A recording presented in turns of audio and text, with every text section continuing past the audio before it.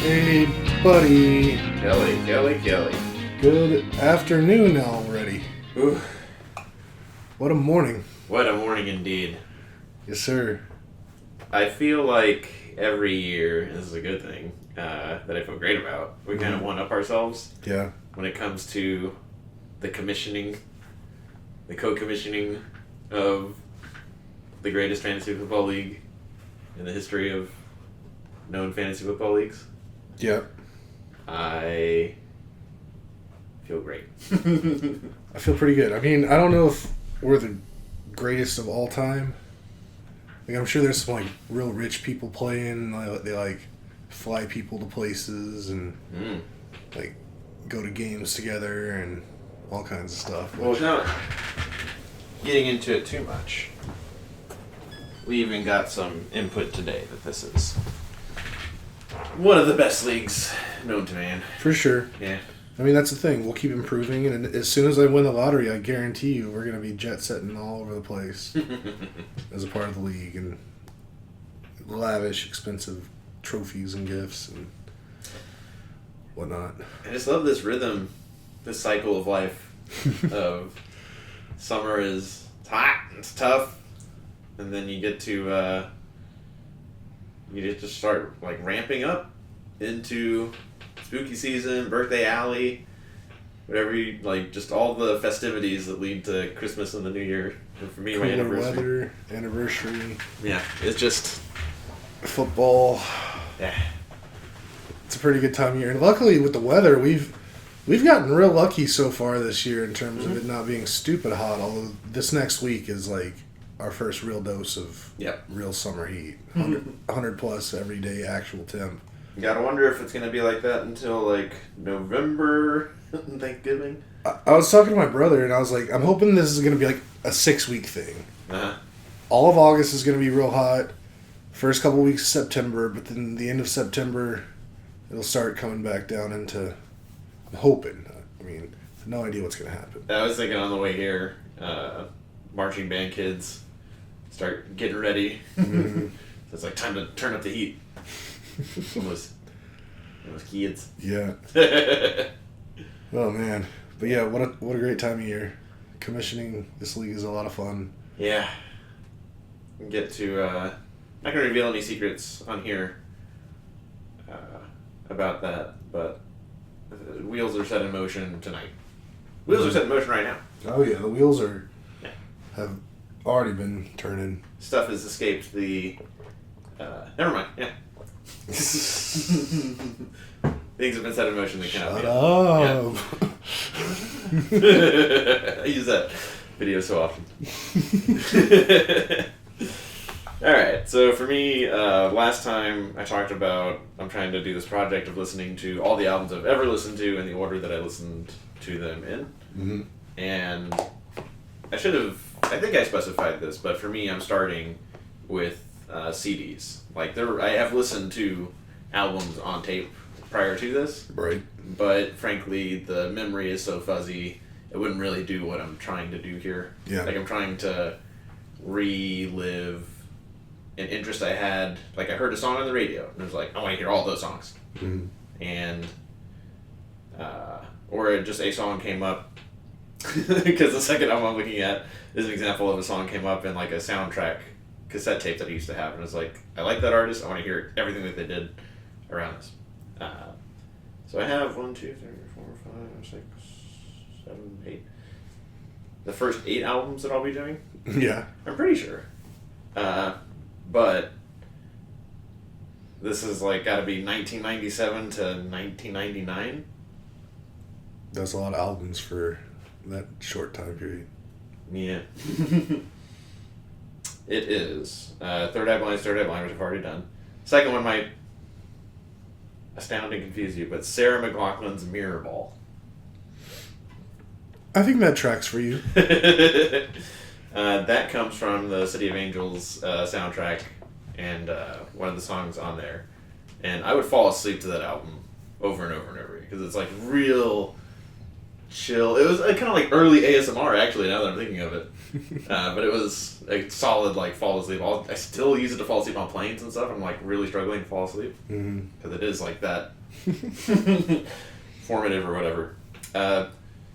Queen Anthology, which already kind of breaks what I'm trying to do, because conceptually, these albums, I like them because they are albums that, like, everything goes together. Yeah. But Anthology is pulling, from different Queen albums. But it is definitely one that I would listen to from start to finish over and over and over again. It was great.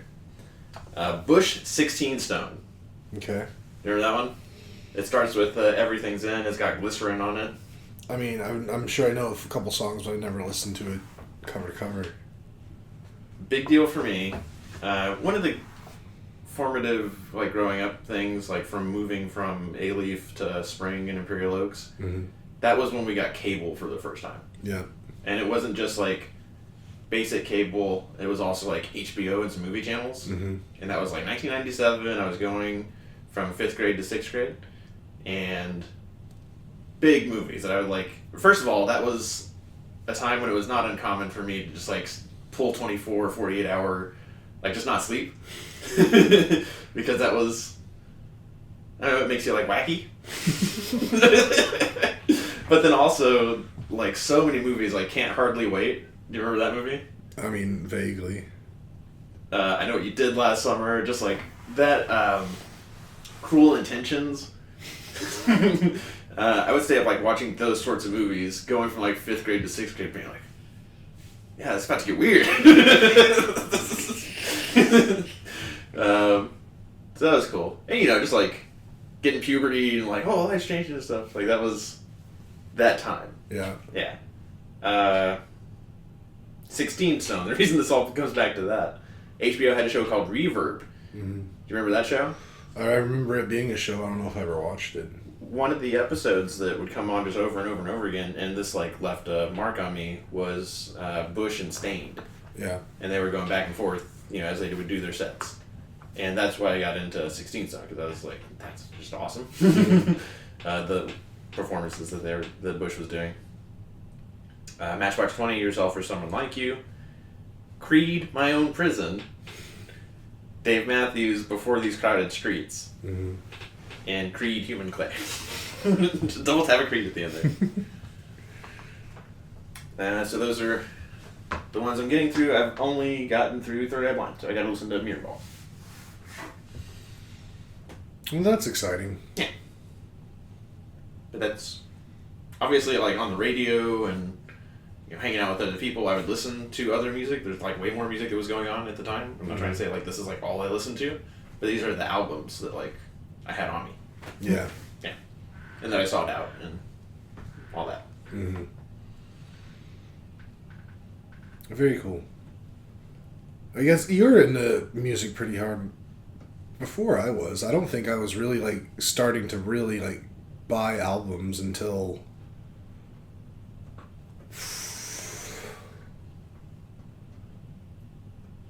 maybe 99, 2000. Maybe 2001 even. Yeah. I was a late bloomer when it came to that. I've caught up though.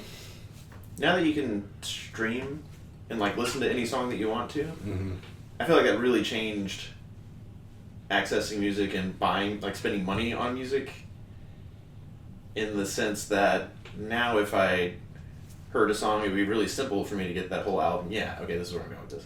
Because for me, that 8 albums, like, right now, like, in the last 2 years, I've definitely accessed more than that many albums of music, just, like, perusing.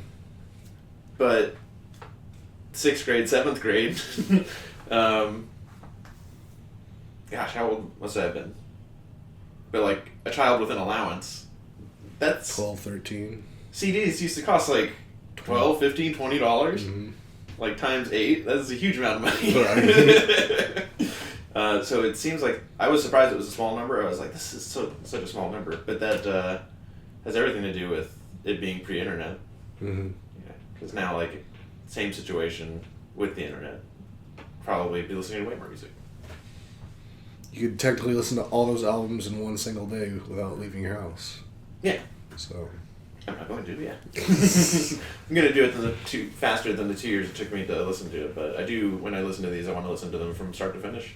Mm-hmm. So it does mean that I need, like, an hour to focus. Yeah. Well, that's cool. I'm glad you got a little hobby going right now. Mm-hmm. My hobby that I got going right now, I mean, I've been going on it hard, is just my flight simming. Yeah. But I've finally gotten to the point where I decided it was time to upgrade the equipment that I fly. Equipment is what the pilots call the type of airplane they fly. What have you been flying? A Daher TBM 930, which doesn't mean a lot if you don't know what it is. So I'll show you a picture of it. Yes, please.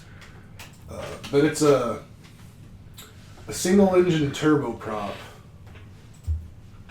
aircraft.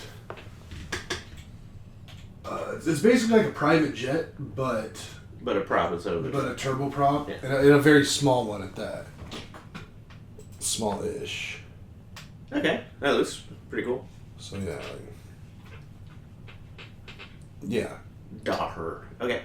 It's real fast. It has like seating for 4 in the back, plus the pilot and the co-pilot or pilot or an extra seat. So it's not huge, but I mean, I flew that airplane around the world 3 times. Mm-hmm. So I just decided it's time to change it up.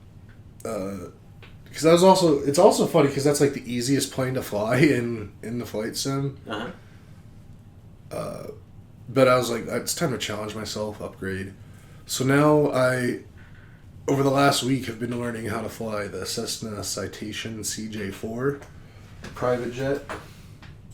And I'll pull up a picture of that.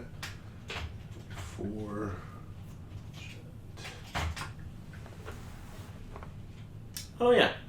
Definitely seen those in a lot of movies. Mm-hmm. So, a bit bigger, can go about 120 knots an hour faster. Nautical miles an hour faster than the Daher, and flies higher, cruise at 40,000 feet, around 500 actual miles an hour. Cruise range of about a little over 2,000 miles. Oh, okay. So, not quite coast to coast?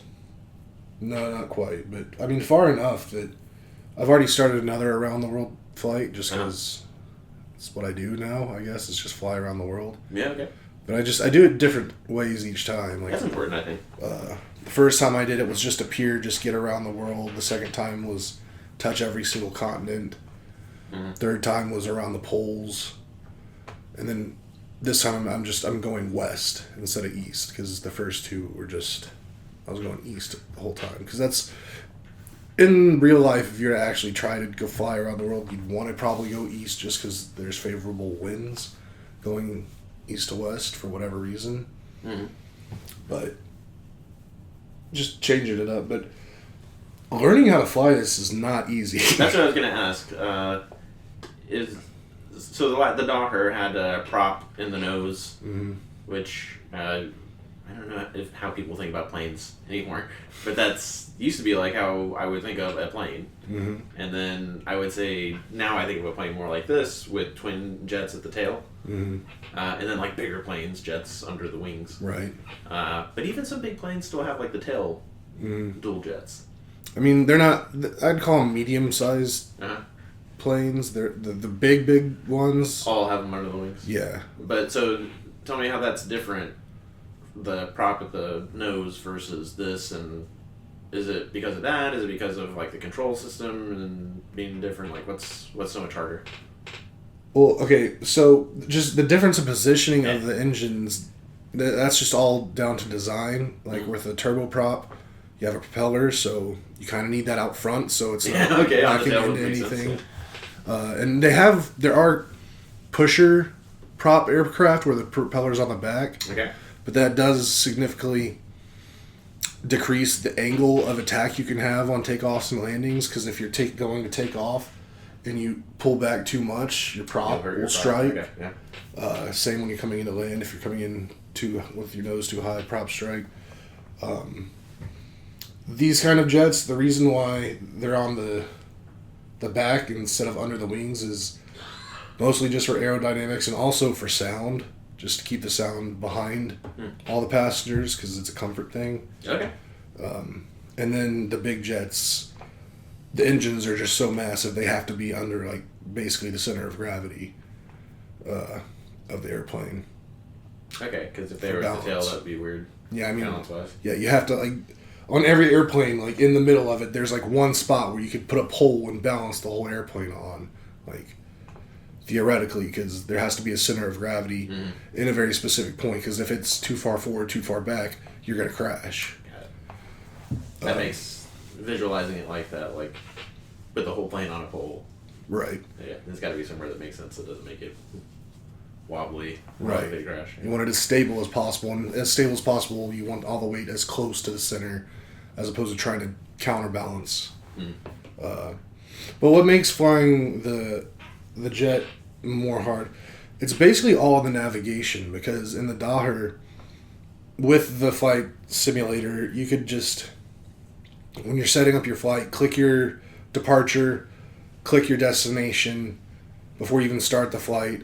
Then you get into the airplane. This stuff's already in your airplane. You hit 2 buttons and then it'll like fly you there, like autopilot wise.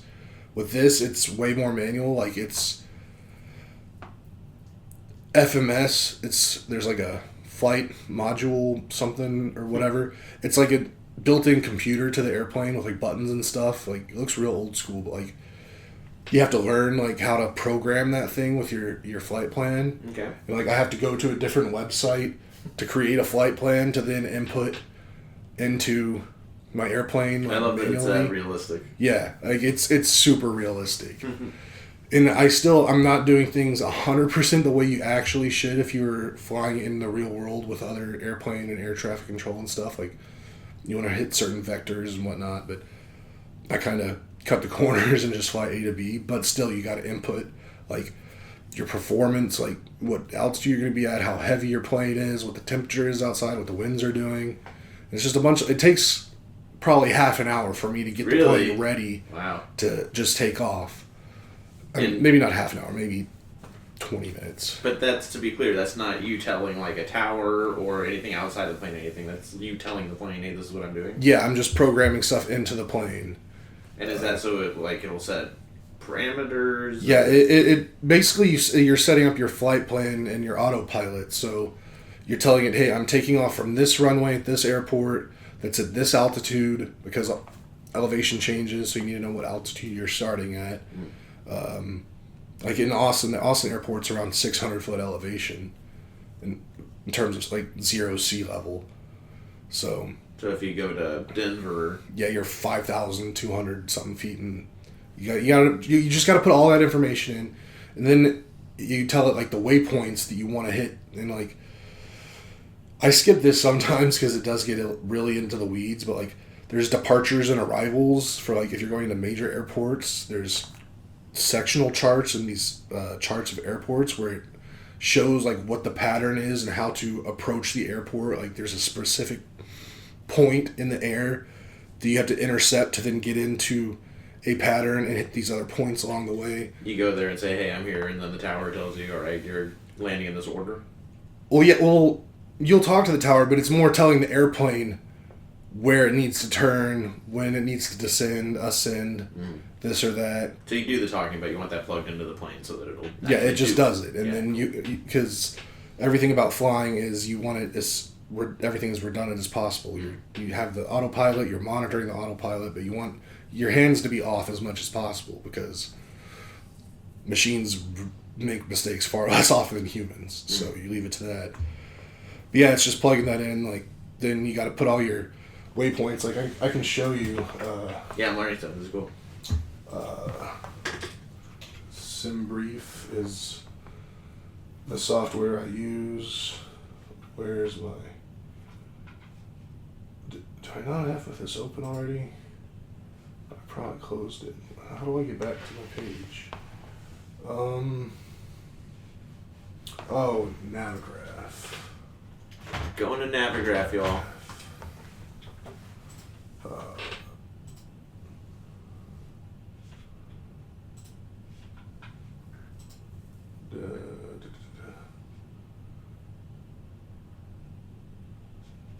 And is this for simulators, or is this... Can you use this in real life? This specific stuff is just for simulating. Okay. I mean, you could, but I wouldn't say it's the safest. Mm-hmm. Dang it. Plan. We want to create a flight plan, y'all. Okay, here we go. Alright. Vegas So- and Say I want to fly from Austin. I know the airport code is KAUS. And say we're going to Chicago. What happened to ABIA?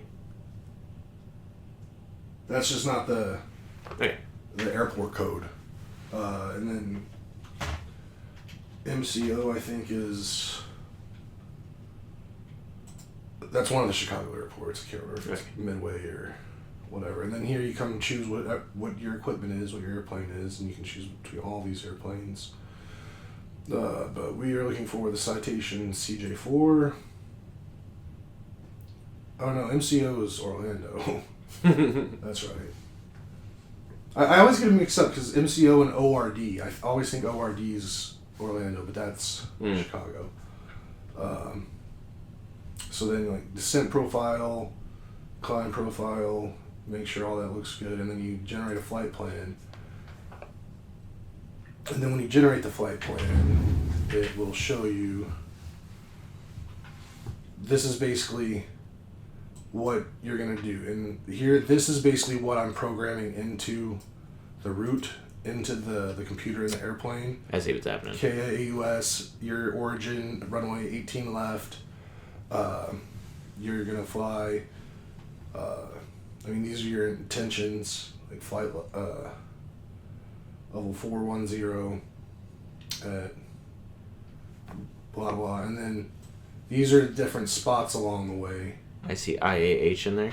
Yeah, that's right here. That's this waypoint, which is, it would be flying right over IH. And I don't know if you've ever seen these things, but outside of some airports, and there's one out in like the Pflugerville area too. I've seen it, but they're basically a giant circle of like electronic looking boxes, and there's like kind of like a tower-ish thing in the middle. Okay.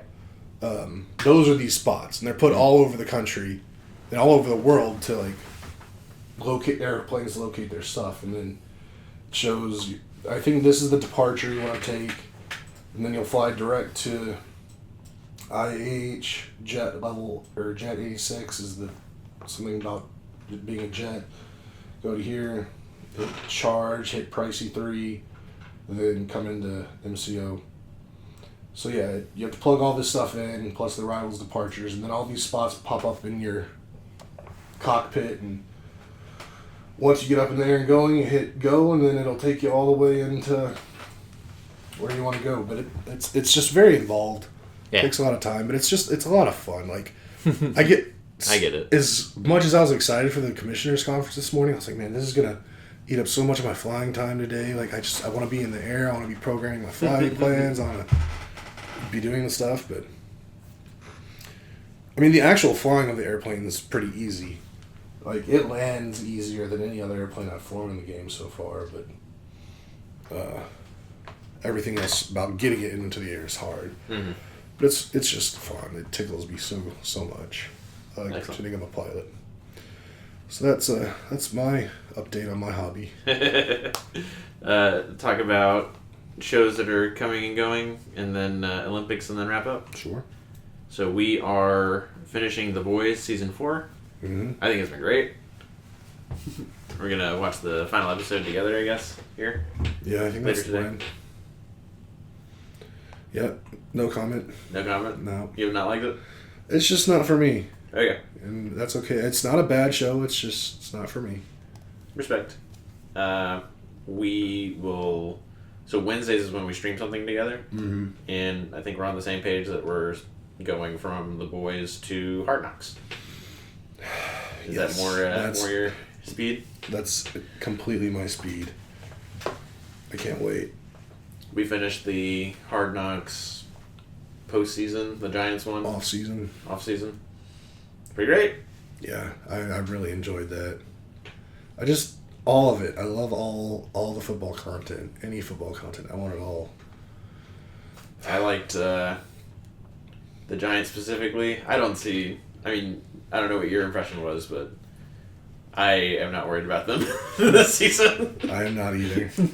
Not in the least. But it's super important seeing kind of the process, because you can imagine how other teams would do the same things. Mm-hmm.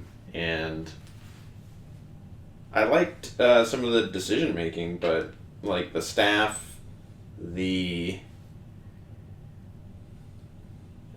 I just imagined other shops doing that much better. I agree, but that's totally fine with me because I couldn't care less about the Giants. So I approve of them sucking and having a crappy GM. Yeah, I would love to see that. Like I think the Eagles and Kansas City, shocking. Ooh, and the 49ers. I think that those would be great front offices to see how they do what they do. They're probably the ones that don't want to do it because like, we're good at this. We don't want to see. We don't want other people to see how they do the good stuff. And the Giants guy was probably like, dude, I'm really great. Come watch me do my great stuff. It's just dumb. Yeah, somehow New York always ends up being the focus of these things. It's the Jets were Hard Knocks last year. It's a big market. Yeah. A lot of people watch him. A lot of people follow him. You know, I think Green Bay would be an interesting one to do that way too, because of the difference in ownership model. I want every year we should get a separate series for every single team. Yeah. 32 series a year. Every single year.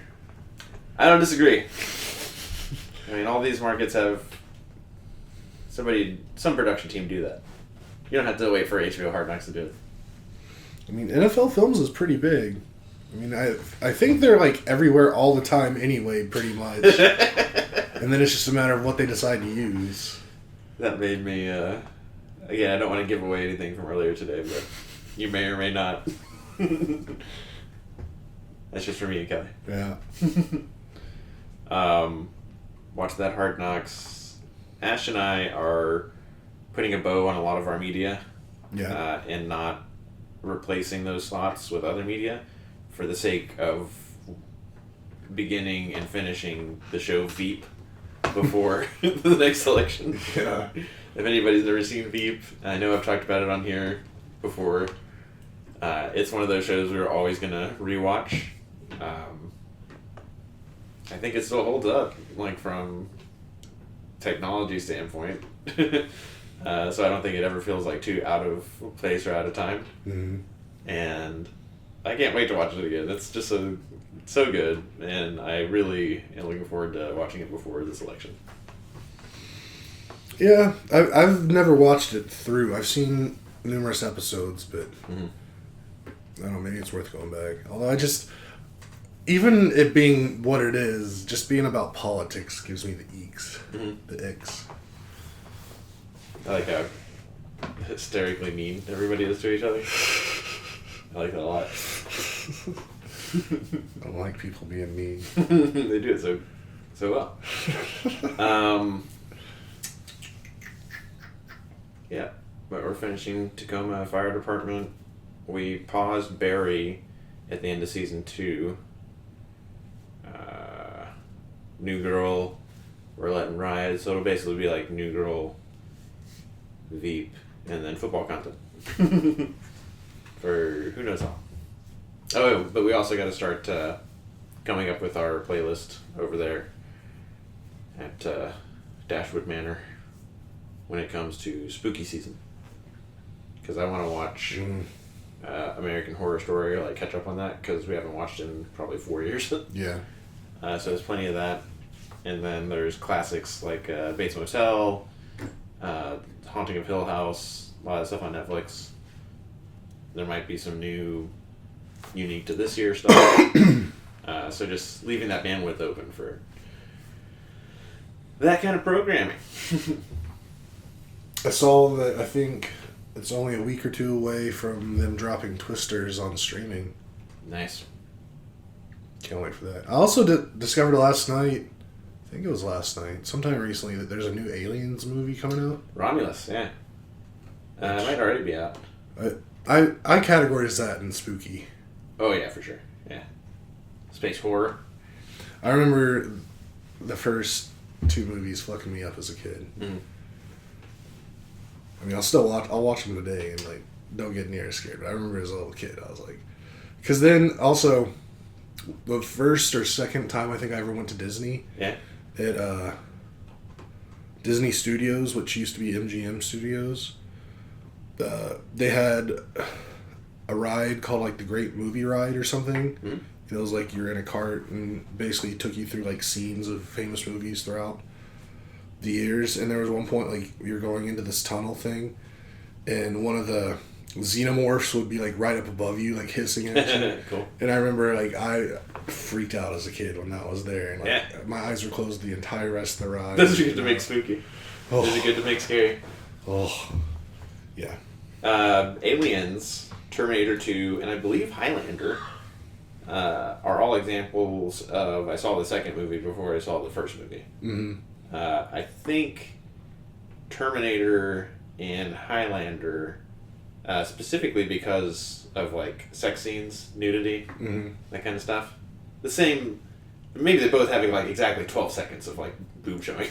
in a tasteful getting it on with, like, saxophone or whatever. But also both movies, and Aliens especially, is, like... Aliens is very different than Alien, like the first movie. Mm-hmm. Alien reminds me of The Thing, or... there's just a lot of, like, it's dark, you're looking down a hallway, and it's definitely not like an action movie. So I was really surprised, delightfully surprised the first time I watched Alien. It was like, it's a lot scarier. And, like, grittier, I guess. Mm-hmm. But that was a joy. I think this Romulus movie is supposed to be returning to, like, that sort of vibe. Mm. Yeah. Because the last however many movies have definitely been more... Fast and Furious. Campy. Not campy, but just it's really big. Yeah. And talking about, like, big themes and, like, creator this and morals that. They kept the strong female lead, like, theme. You have to have it. But totally different than, like, a cast of a handful of people and suspense driven. Mm-hmm. Yeah. So yeah, looking forward to that. I know Ash is. Samesies. Twisters, I don't know what it is, but when I found out that the female lead was British, it threw me out of it entirely. I don't understand why. Entirely. The first cast was so good. I mean, yeah, you'll never be able to replace that cast, but this cast might be good in their own right.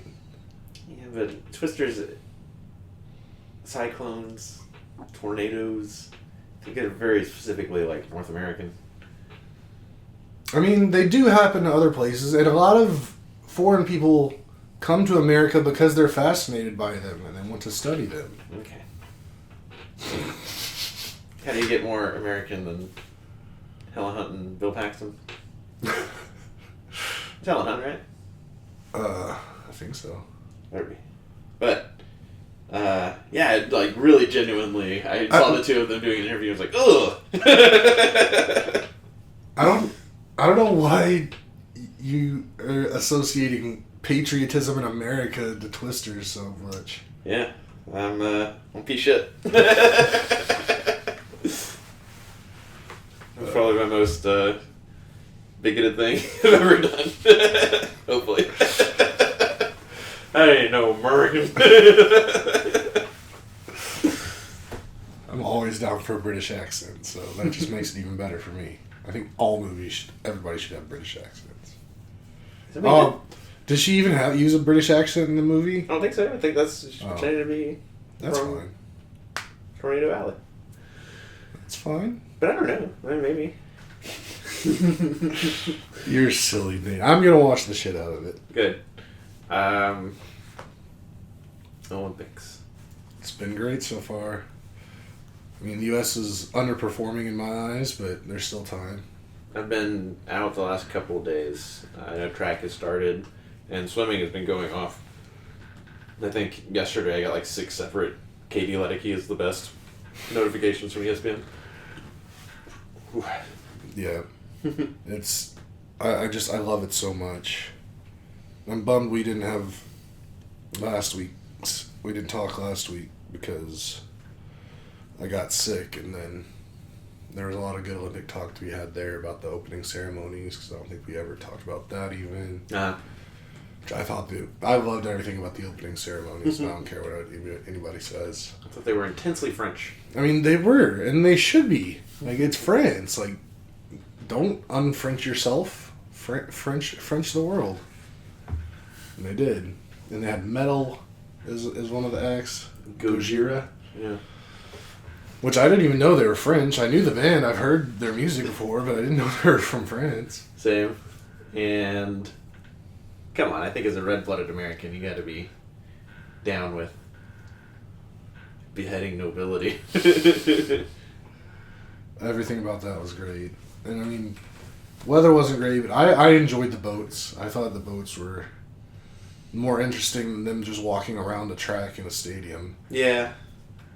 I think it's unfortunate in the lead up to the Olympics, folks were like, you can't swim in the Seine, it's disgusting. And then they're like, no, we got this figured out. As long as it doesn't, like, rain. And then, like, the opening ceremonies, it's, like, raining all day. It's like, ooh, didn't they say that would be an issue? And, like, sure enough, they're like, probably people shouldn't swim in this. Nobody's allowed to practice because it's too gross. Yep, and then they eventually let them compete, and I was reading that a lot of the competitors definitely knew at the time that they were, like, swimming through poo, and, like, they were touching turds. Oh, man. And, like, stuff was getting in their mouths. No, I thought it would just be, like, greenish, brownish, dirty, cloudy water. No, like, one of the things that, like, one of the athletes was like, the things that I was feeling and tasting while racing were just beyond compare. Oh, dislike. Yeah. Strong dislike. Ooh. But other than that, I think it's been really, like, France is just a really pretty place to host Olympics. Like, oh, yeah. the venues are great. Like, the beach volleyball venue. That's exactly where I was going, yeah. Right in front of the Eiffel Tower is just picture perfect.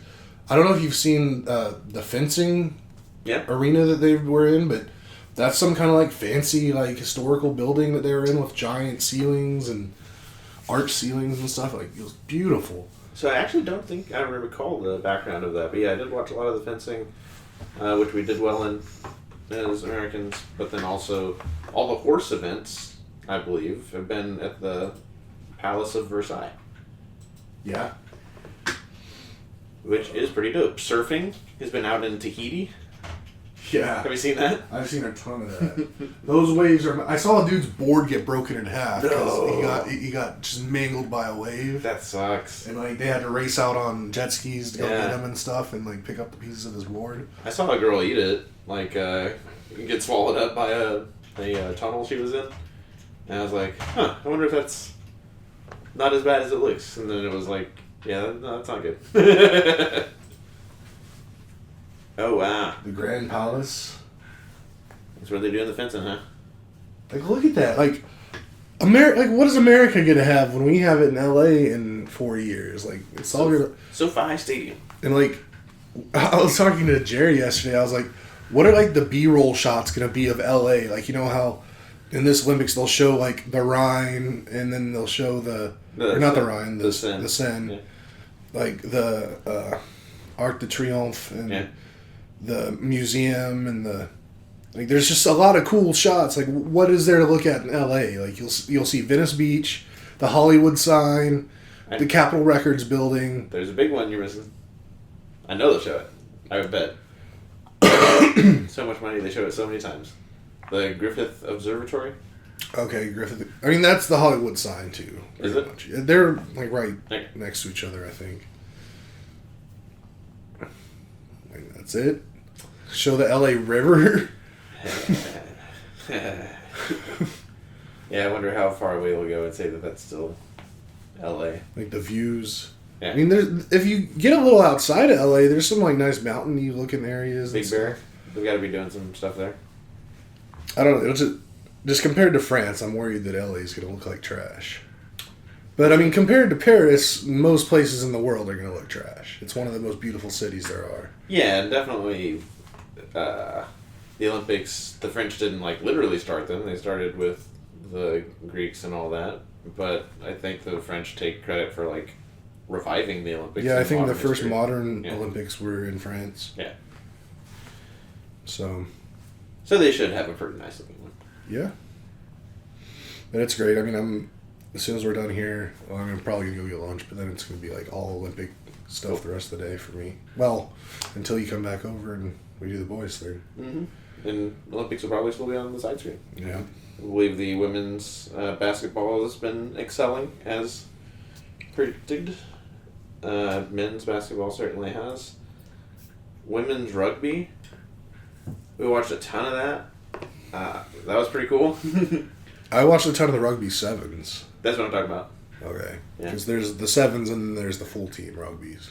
I think the Olympics is only sevens. I'm pretty sure that it's both. Okay. I think I saw both. I could be wrong. I would be down to watch more rugby.